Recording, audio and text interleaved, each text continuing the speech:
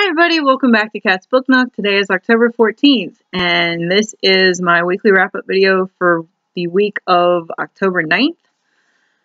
This week I got through 3 audiobooks, and I'm in the middle of 1 audiobook and 1 physical book, and I picked up 5 physical books, 2 new audiobooks, and put 3 new audiobooks on hold, which I'm hoping come up this week so I can finish their series. So, with that, what I got through this week was Dragon Bones by Patricia Briggs and Dragon Blood by Patricia Briggs. I feel like I cheated on this because I own copies of these books, but I also don't feel too bad because I wouldn't have picked these books up this year had I not been able to listen to them. Both books focus on Wardrick of Urog. This book takes place when he is 19 after his father passes away, and this book takes place when he is 23, and the king needs to be replaced. That is all I'm saying on that. So, got through these 2 books. This book is actually book 100 of Read 100 Books in 1001 Days. So, I was very happy to be done with that part of that challenge. And I will link my Day Zero project in the description box below so you guys can go check out and see what else I'm working on too. The other audiobook that I got through, which I also own a copy of, this book I'm actually going to do a review on for tomorrow's video to tell you guys about it, because I could go on and on about how beautiful this book is. It's Life After Life by Kate Atkinson. Had this book for a couple years now. Had never picked it up, had always wanted to, and I finally got the opportunity to listen to it. Oh my gosh. This book. I'll tell you guys about it tomorrow. So, but those are the 3 audiobooks that I got through this week.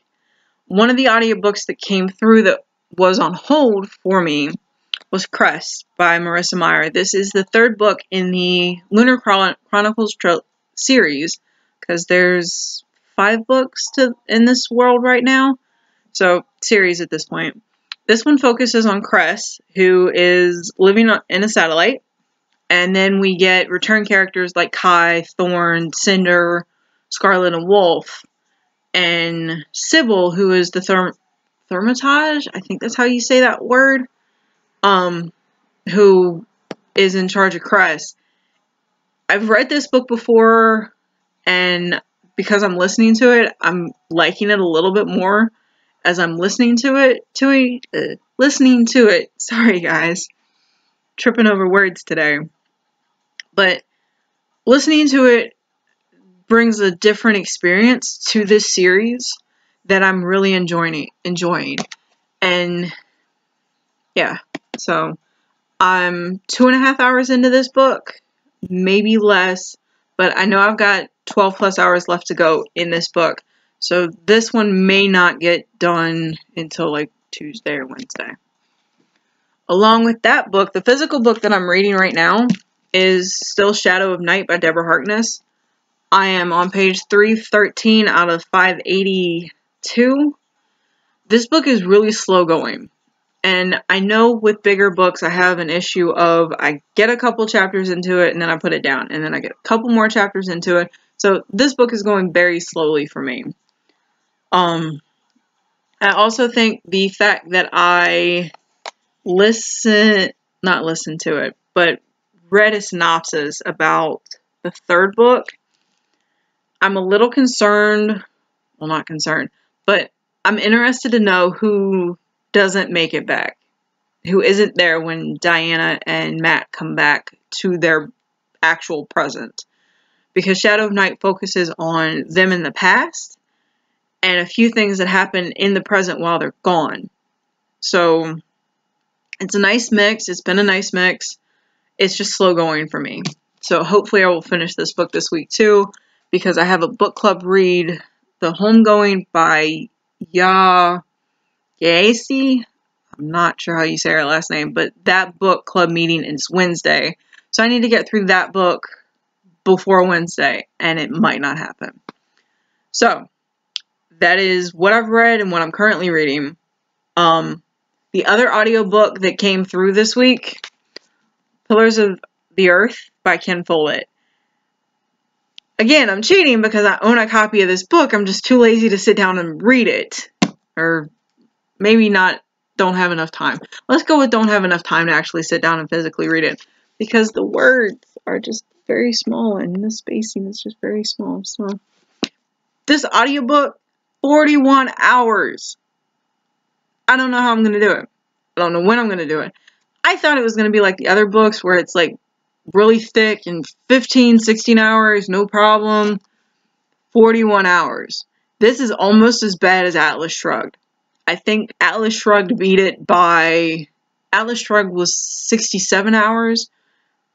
So, yeah, 26 hours. It had 26 hours on this book. But I'm very interested to read this book because or listen to this book, because I've watched the miniseries and I liked the miniseries. And I know that this book, the book is written differently than the miniseries is. So I'm interested to see what the differences actually are going to end up being. So I have that book on my list within the next 3 weeks to get through. And then, I got 5 physical books this week. First up is Love and Other Consolation Prizes by Jamie Ford. This book focuses on Seattle in the 1909 World Fair. Other than that, I can't tell you much about it. Other than it is probably very well researched, and I am really looking forward to reading it. This is the only contemporary, non-magical book in this stack that I picked up this week.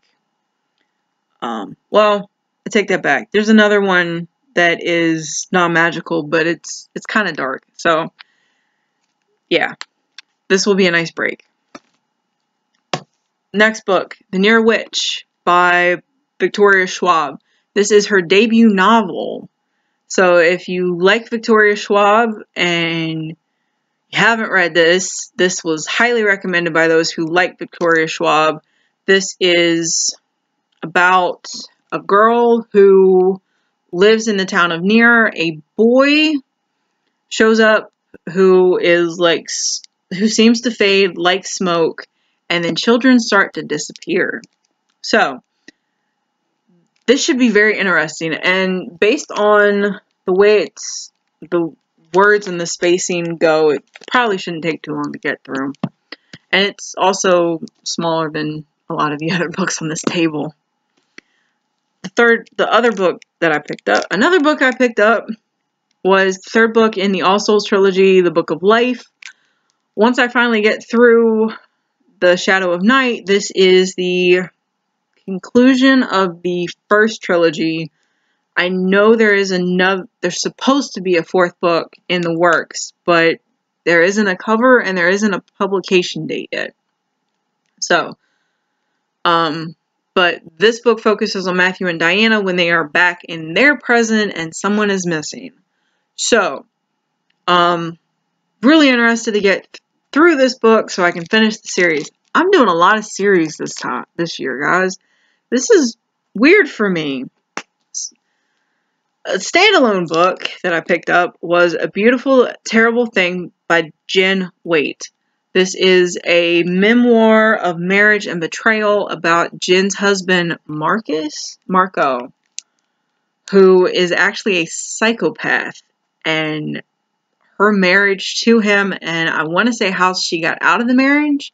Someone mentioned this on their channel, and I'm like, I really want to kind of see that, or read it. So, it's not available on Overdrive, and I'm not entirely sure when this month I'm going to get to that book. That may actually be a November read. So, we'll see. Another book that I've been thinking about for a while, and I've picked it up once before, but never finished it, was The Storm of the Century by Stephen King. I loved the movie. Loved it. And this is a main version of Croatoa.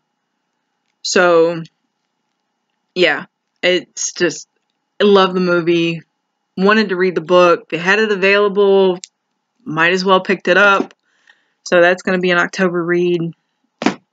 Yeah, yeah, then there's one other audiobook that I picked up that I need to get through. It's only 3 hours long. So I will probably get through this Monday or tomorrow, maybe. And that's The Joy Luck Club by Amy Tan. The picture doesn't show up very well on the camera, so I'm not going to show it to you guys. But I read her Saving Fish from Drowning book in December of 2016. It's actually one of the first books of the 100 that I got through this time.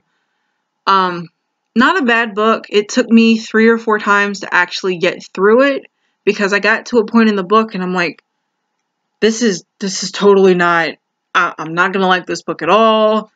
You know, it's very slow, it's very dry, I don't want to know what happens to these people because in my gut, these people die and I don't want to read that. And not what happened at all. Totally not what happened at all. So I'm glad I got through that book, and I'm very interested to listen to the Joy Luck Club and see how that goes. 3 more books and then I'll stop talking for now. So the 3 books that I have on hold that I'm really looking forward to coming through hopefully this week so I can finish these series up.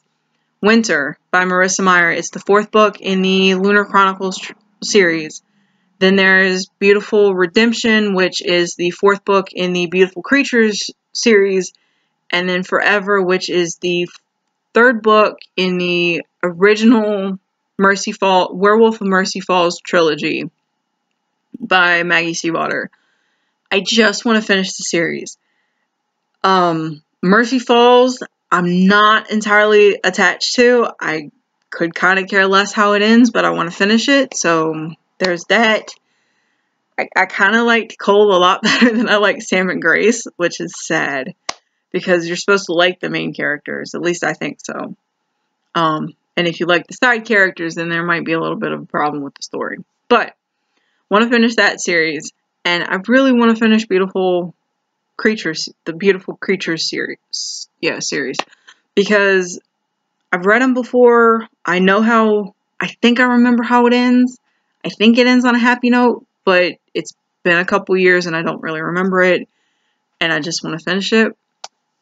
Winter, I've never read before, so after I finish Cress, it will be very interesting and heartbreaking to finish the stories, or that series, just because that was the book that I got Ray bought me for our first Christmas together.